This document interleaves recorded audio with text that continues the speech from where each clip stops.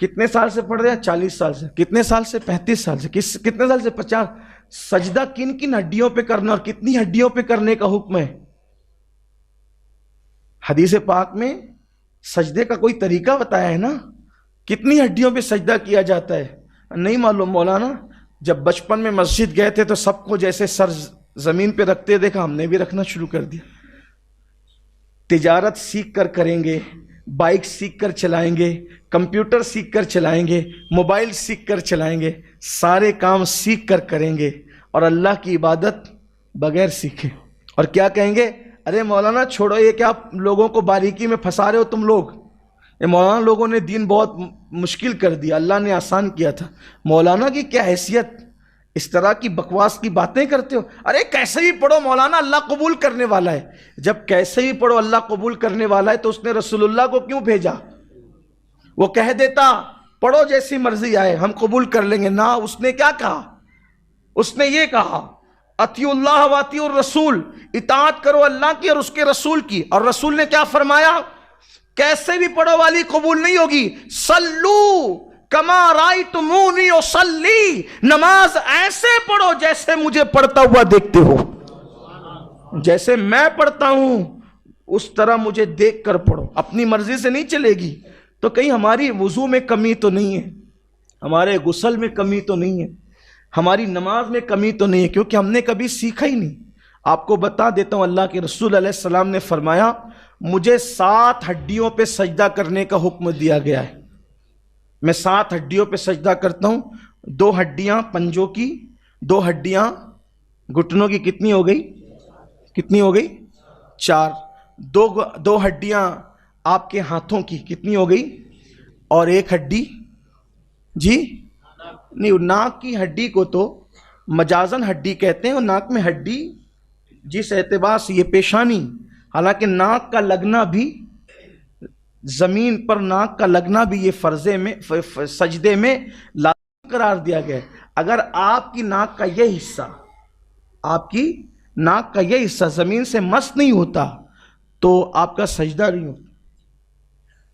اللہ کے رسول علیہ السلام نے کہا کہ مجھے یہ پیشانی کی ہڈی گنی گئی ہے سجدے میں، ناک کی ہڈی اگرچہ نہیں گنی گئی ہے، لیکن اس کو احناف کے نزدیک سجدے میں لگانے کا حکم ہے کہ اگر آپ نے نہیں لگایا. حالانکہ جو امام شافعی، امام مالک اور دوسرے ائمہ ہیں ان کے نزدیک سجدے کے احکامات الگ ہیں، لیکن یہ 7 ہڈیوں کے قائل وہ بھی ہیں. تو اللہ کے رسول علیہ السلام نے فرمایا. اس کے بعد سجدے میں آپ کتنی دیر تک رہیں، کیا پڑھیں، رکوع میں کتنی دیر تک رہیں، کیا پڑھیں، قیام کیسے کریں. ابھی آپ پوری مسجد کو کبھی دیکھیں نماز، کوئی ہاتھ ایسے لٹکایا ہوا ہے، کوئی ایسے باندھا ہوا ہے، کوئی کسی نے کچھ پکڑا ہوا ہے، کسی نے کچھ پکڑا ہوا ہے. یعنی کہ ہماری نمازوں کا حال ہی ہو گیا. کوئی کھجا رہا ہے، کوئی داڑھی سے کھیل رہا ہے، کسی کی پوری بٹن کھلی ہوئی ہے. کتنی شرم آتی ہوگی اس وقت، بولنے بھی اچھا نہیں لگتا. نوجوان لڑکے، بلکہ نماز لوگوں کی فاسد ہوتی. نوجوان لڑکے آج کل کے جو نماز پڑھتے ہیں جینس پہن کر آتے ہیں، شارٹ پہنتے ہیں. جب وہ رکوع میں جاتے ہیں تو رکوع میں جانے سے تو اوپر کے کپڑے کھنچ جاتے ہیں، نیچے کے کپڑے اگر وہ بیلٹ وغیرہ لگائے اور کپڑے سخت ہیں وہ ایسے اٹھ جاتے ہیں. تو یہ جو کمر کی ہڈی کا حصہ ہے وہ کھل جاتا ہے، اکثر و بیشتر کھل جاتا ہے. اور یہ احناف کے نزدیک یہ حکم ہے کہ ستر عورت ناف سے لے کر گھٹنے تک ہے.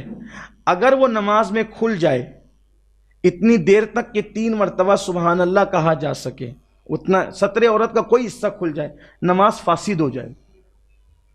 نماز فاسد ہو، نماز گئی، ختم ہو گئی، بغیر توڑے نماز ٹوٹ گئی. اب بتائیں آپ کتنوں کی نماز ٹوٹتی ہے؟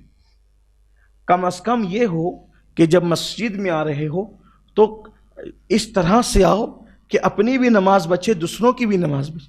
آپ دیکھیے وضو کرتے ہیں اور وضو کرتے کرتے جھاڑتے جھاڑتے سیدھا مسجد کے اندر چلے آتے ہیں. گناہ ہے، گناہ ہے، سخت گناہ ہے. مسجد کا احترام ہے، ہم پہ مسجد کا احترام واجب کیا گیا ہے کہ وضو کے پانی کے قطرات مسجد میں نہیں گرنے چاہیے، گناہ ہوگا. آئے تھے نیکی لینے، گناہوں کا ٹوکرا لے کے سر پہ جا رہے ہو.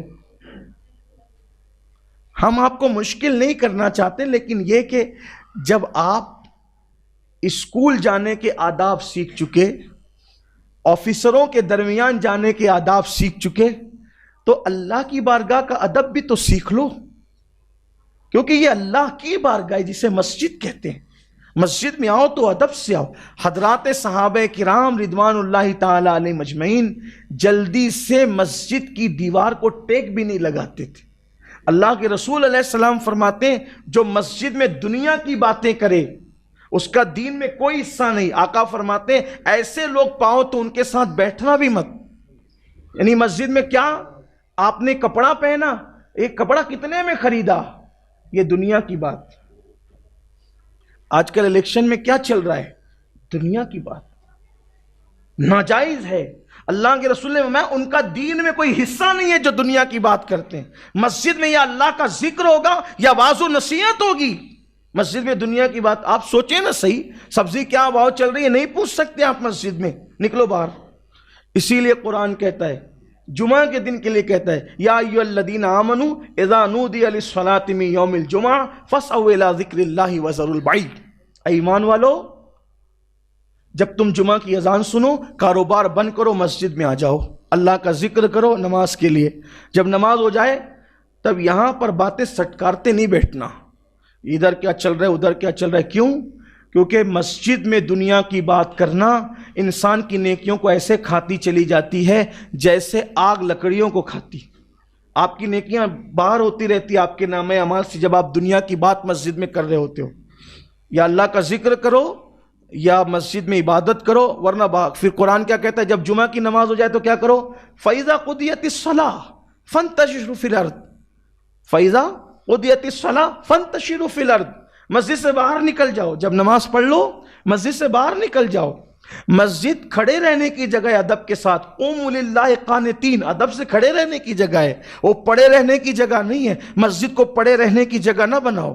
فَإِذَا قُضِيَتِ الصَّلَاةُ فَانتَشِرُوا فِي الْأَرْضِ، جب نماز پڑھ چکو مسجد سے باہر نکل جاؤ، زمین پہ پھیل جاؤ اور اللہ کا فضل تلاش کرو، یعنی اپنے کاروبار سے لگ جاؤ، دنیا کی باتیں نہیں کرنا مسجد۔ اللہ کے رسول نے فرمایا قیامت کی نشانیوں میں سے ایک نشانی ہے کہ مسجدوں کے اندر لوگ دنیا کی باتیں کریں گے، تم ان کے قریب بھی مت بیٹھنا، ان کا دین میں کوئی حصہ نہیں ہے۔ تو بات میں اپنی ختم کر لوں، وہ 15 باتیں، لیکن اگر اس کو کریں تو بہت وقت جائے گا۔ لیکن یہ ایک بات جو کہہ رہا تھا کہ روزی کی تنگی کا اللہ اس کو شکار کر دیتا ہے۔ تیسری بات جو دنیا میں اس کو مصیبت پہنچتی ہے، اللہ کے رسول علیہ السلام فرماتے ہیں وہ ذلیل ہوتا رہتا ہے۔